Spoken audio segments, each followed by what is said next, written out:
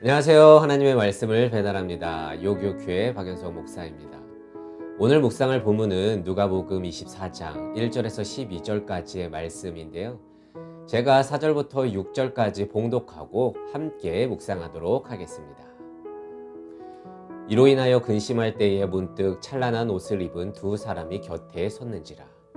여자들이 두려워 얼굴을 땅에 대니 두 사람이 이르되 어찌하여 살아있는 자를 죽은 자 가운데서 찾느냐. 여기 계시지 않고 살아나셨느니라. 갈릴리에 계실 때에 너희에게 어떻게 말씀하셨는지를 기억하라. 인터넷에 한 사람이 자신의 경험담을 올렸는데요. 내용은 이렇습니다. 과장님과 직원 한 명이 같이 식사하러 엘리베이터를 탔는데 과장님이 갑자기 쓰러지신 거예요. 그럼 보통 사람들은 누군가가 쓰러지면 119에 연락하거나 긴급 조치를 취해야 하지 않겠습니까?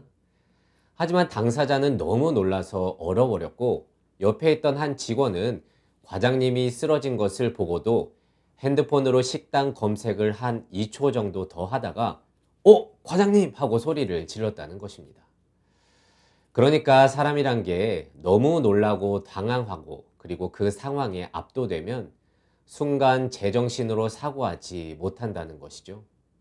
엄청나게 훈련받지 않는 이상 우리도 어떤 사고 현장을 맞닥뜨리게 되면 얼어버리고 말 것입니다.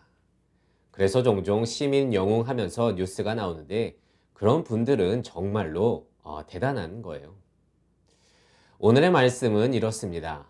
예수님이 돌아가신 후 첫날 새벽에 여인들이 예수님의 시신에 향품을 바르기 위해서 무덤으로 찾아간 장면입니다.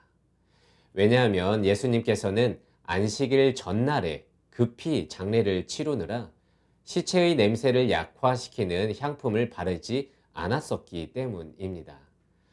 그런데 그곳 무덤 입구에 돌이 옮겨져 있었습니다. 그리고 시체가 보이지 않았습니다. 그러자 여인들은 4절과 같이 근심했다고 기록하고 있습니다. 여기서의 근심이란 직역하면 당황하다, 혼란에 빠지다 라는 뜻인데요. 여인들은 예수님이 말씀하셨던 부활에 대한 기대감이 조금도 없었기 때문에 시체가 없어질 상황을 한 번도 가정하지 못했기 때문에 이 상황을 보고 엄청나게 당황했던 것입니다. 게다가 찬란한 옷을 입은 두 사람까지 나타났으니 5절과 같이 여인들은 결국 두려워서 얼굴을 땅에 대고 말았습니다. 여기서 또 두렵다는 것은 직역하면 예상치 못한 충격적인 상황, 공포스러운 상황을 맞닥뜨릴 때 사용되는 단어인데요. 결국 그녀들은 상황에 압도된 나머지 이성적으로 사고하지 못하고 그런 어려운 상황에 빠지고 만 것입니다. 그러자 주의 사자가 말합니다. 어찌하여 살아있는 자를 죽은 자 가운데서 찾고 있느냐. 그러면서 예수님이 부활하셨음을 알려주고 갈릴리에 계실 때 너희에게 하신 그 말씀을 기억하라 라고 말해줍니다. 그것은 곧 십자가에 못 박혀 죽으시고 사흘 만에 부활하신다는 그 예언 말입니다. 지금 천사들이 알려준 내용은 새로운 것들이 아니었습니다. 예수님께서 그들에게 누차 말씀하신 것들인데요. 그들은 십자가와 무덤 같은 삶의 무게, 그 절망에 압도된 나머지 어찌할 바를 몰랐을 뿐입니다. 하지만 이내 그녀들은 천사들의 말을 듣고 예수님께서 말씀하신 것을 기억해 냈습니다. 말씀은 이전에 듣긴 했어도 이해하지 못한 채 들었던 것들이 이제야 납득이 되었고 결국 근심과 두려움의 빈 무덤은 기쁨으로 변해서 다른 사람들에게 부활의 소식을 전하는 전달자가 되었습니다. 여러분, 우리를 둘러싼 상황과 인생의 무게들은 종종 우리를 압도합니다.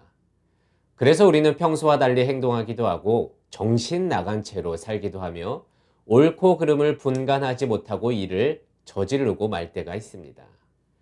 하지만 그럴 때일수록 우리는 말씀을 기억해야 합니다. 나를 다시 주의 길로 인도할 그리고 삶의 방향성을 주는 그 말씀을 기억해야 내야 합니다. 여러분, 기억하는 것은 반복입니다.